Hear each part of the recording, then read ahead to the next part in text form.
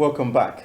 And now I'm holding a cup of tea in my hands, and this is not just tea. This is rooibos tea, very iconic tea from South Africa. Yes, it But is. I understand it's not tea leaves. I think they make it from a herb or something. Yes, it's some herbs. Yeah. There's some herbs that are mainly found around the Northern Cape. What else are you people known for in South Africa? I know about the wine from Stellenbosch. Oh, we're known for the wine, Yes. and we're known for amarula. Amarula. Amarula Yes. comes from South Africa as Yes, well. we do amarula. It's And your from huge our sausages, plant. voros. Voros. Voros. Yes, because we're meat eaters in South Africa. Yes, yes. Especially the Zulu, I understand they Oh love yes, them. yes, and Xhosa. They love Oh their no, meat. those two compete. They are the Ngunis, and they They compete. always find an excuse to eat meat. Oh yes. Any time is time for meat. We eat meat for any ritual, death, birth, marriage, mourning. We eat meat and we sing. We're Africans. Yes, yes, and a lot of energetic dancing as well. So now you are here in Malawi as the High Commissioner.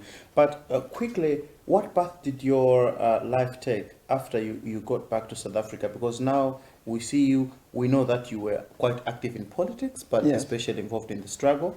But now the political landscape had changed, and then you had to join the ANC now and served as its, I think, Secretary General at some point. Yes, no, not secretary. I moved. I was in Parliament, and as is usual, I don't seem to spend a long time. And then President Mandela decided that I should stand for nominations to be the first chair of the Commission on Gender Equality. Okay. So I was chair of the Commission on Gender Equality, and then I made myself available for the position of the Deputy Secretary General of the African National Congress. Secretary General, yes. Yes, that was in 1997. But as is usual, I thought, no, I should move on. Yeah. In 2003, I was then deployed as a ambassador in Cuba. Yes. After which I did Italy. After which I did Romania, and I'm here now. Now you're here. Did you ever think you'd be a diplomat? No. If you ask me what, when I was young, what I want to be in my old life, if you ask me now when I grow up what I want to be, it did not, the Totally first thing different. would not be. You'd would not never, be. never have imagined. I've always just wanted to play in the political space, especially in relation to gender struggles. I'm just a gender activist. Other people call me a feminist, but I call myself a gender activist. You are quite a feminist, I think. It depends what feminism is. You are quite a It feminist. depends what feminism is. And So don't, I'm here I now. mean, being a diplomat, don't you find it infuriating, considering that you are more used to frontline, battle and fighting for the struggle? And then as a diplomat, you're kind of muted in a way, I think. Yes, I think that diplomacy, sometimes people make a lot out of it. I think it's what you make of it. For instance, here in Malawi, it's an African country. We don't act like those almost stuffy, old British kinds of diplomats who were elderly and so on. Yeah. We interact as Africans and with other people that are here. We share what we think need to be done in relation to our two countries, but also in relation to Africa. So we're a family. And never mind that I'm a South African, I'm an African. Yes. So when I interact with Malawians, whether in government or elsewhere, is about how do we build our Africa? Yeah. And what contribution can we, South Africa and Malawi, contribute towards this better Africa? And currently is towards our Agenda 2063. Last year we combined with the ministry and we're celebrating the Youth Day of South Africa. But the way we did it was we had a conference because it was the year when the AU was focusing on the youth, and how can we, because we've got a youth bulge, it's across Africa.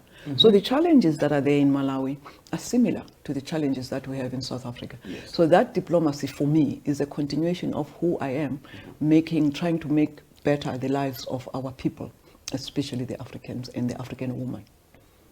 And talking about the African woman, we are at an interesting time that we're having this chat when in Malawi we're preparing for the elections in 2019. And there's a lot of talk about women and the 50-50 campaign, win for women and everything like that. But I don't know what you would say to that woman out there who's trying to make it in politics, obviously you would tell them that they shouldn't expect it to be an easy ride, because patriarchy still rules in most African countries, and I don't think it's ever been easy for women to make it anywhere, even in politics. Yes, interestingly, yesterday I attended the 50-50 campaign activity where they were receiving funding Yes. from Norway. Yes. But I've been active in terms of just discussing with women, especially the one of 50-50, as well as the Ministry on Gender. We share a common thing. Next year, we're all going to elections, South Africa and Malawi. Yes. Unfortunately for Malawi women, they are relatively behind us as South Africa. And one of the things that probably I think could still be discussed is this notion of a quota in political parties. I know that people are very reluctant because they think that it is artificial, but we in South Africa have a good experience that it worked for us, in that it to some extent equalized, the playing field, that you were given a first start. But women in politics is the worst area that you can try to embark upon, because there are all these obstacles from family, from schooling, from religion, from culture, from just about every angle. You find that there are blockages for women. And especially then, if you're a rural, uneducated woman, what chance do you have? This is why then women have to come together. And it's not about political parties. It's important that women across political parties fight that battle within their political parties, so that when your political party is presenting its list, there must be women. When it's presenting its manifesto, it must be gender sensitive, so that you are continuing with this battle.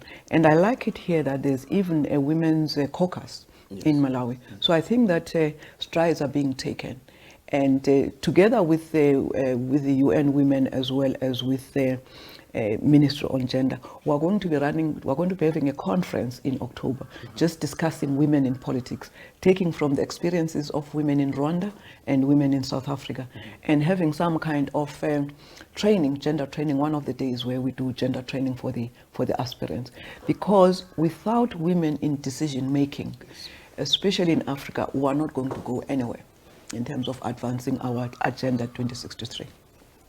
You talked about a quota, and it's interesting because not so long ago we had a huge debate over creating what they call a super constituency, I think, where it would be mandatory that that constituency be taken by a woman, and that the law should provide for that, or that there should be at least a provision to make it deliberate that there must be a woman in one particular constituency in any area or something like that.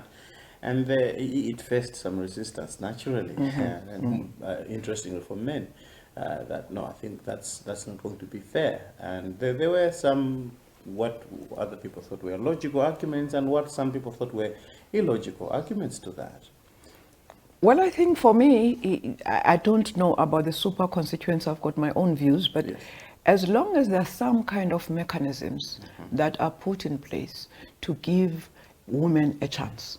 If they are not given a chance, they don't stand a chance. So you need to do something deliberate, whether it's your super constituency, whatever it means. Yesterday, Norway was saying that we should have what is called safe seats or safe constituencies. And we South Africans say that if you have a quota system, so there are many mechanisms. But what is true is that there must be a mechanism. But it looks like in reverse, looking at that argument from another angle, we are presenting women as people who can't possibly fight at par with men and make it. No, women can fight at par with men, except that society has decided that they cannot. And until you change the mindset, you need to do a lot of things. For instance, with us in South Africa, we've got the Black Economic Empowerment. It's not that black people cannot fight, but we're giving them opportunity because they start from a disadvantage. Already, whites and white males are far ahead, let's say 100 kilometers, and you are starting 100 kilometers behind. You are never going to be catching up with those people. It does not matter how fast you run, because they are also still running. It's not as if they're standing there and waiting for you. So to catch up, you need some mechanism for the disadvantaged communities. That includes people living with albinism. That includes people living with a disability, because they are behind. So you've got to give them a mechanism that allows them to at least stand a chance. Do you ever have time to relax or to play? Looks like it's all work and no play for the High Commissioner. Oh no, I love fun, and people usually, my son especially, usually gets embarrassed because I've also declared around here I'm the best dancer. And in our last activity, I challenged Minister Musa.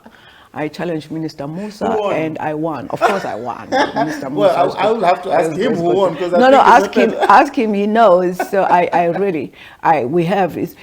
Malawi is beautiful because it's a friendly country, and we've got a few diplomats, and we get on together very well, and even officials, and just the people, the hospitality, and they also love fun. So I interact with all kinds of people, and I have my fun, and I enjoy Malawi. In fact, come to think of it, I enjoy Malawi more than I enjoyed Italy.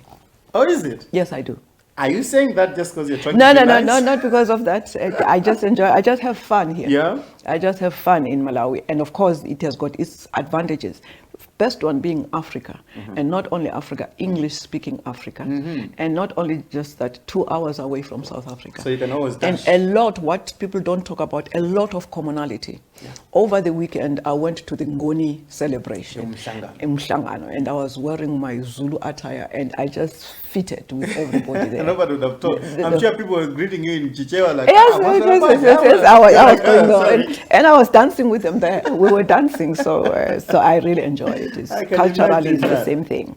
So I hear you talking about this only son. Is that the only child that you have? That's the only son and a granddaughter. But I've got, we're Africans. I've got a huge extended family. I've got about 17 children that I'm looking after. 17 that I'm looking after, different ages and stages. So you're not married as we're speaking? No. Yeah. I've been trying to get married. Is it working? Men don't seem to like me. Why? Like a fella? Why am I married? Why am I not married? My husband died in 1993, and I'm still yes, sure. You see what? I'll have a private chat with Malawian men. I'm sure there must be a Malawian man. I know. I'll give you my specs. You must know the specifications. Yeah, and I will tweak it up here and there. That's true. We have to wind up our chat, and I've got a set of questions that I would like to ask you as we wind up. To these, I would only ask you to answer by saying yes or no. Okay. All right. So let's see. As long as they're not tricky questions. No, they're not tricky questions at all. They're not tricky questions. Obviously, it's something that you know, because it's all about you. So first, I'll ask you to tell me your full name. Thenjiwe Mtintso. Do you have any tattoos? No. Do you have any piercings? No. Do you have children? Yes. Have you ever shot a gun? Yes. Have you cried over someone? Yes. Have you fallen in love before? Yes. Have you killed a chicken before? Yes. Have you gotten into a fight before? Yes. Have you gotten any surgeries? Yes. Have you ever been hospitalized? Yes. Have you donated blood? Yes. Have you ever smoked weed? No. Do you smoke weed? No. Would you smoke weed? No. Have you ever drunk alcohol? Yes. Do you drink alcohol? Yes. Have you broken someone's heart? Yes. Have you had a crush on someone? Yes. All right, we have to end it there.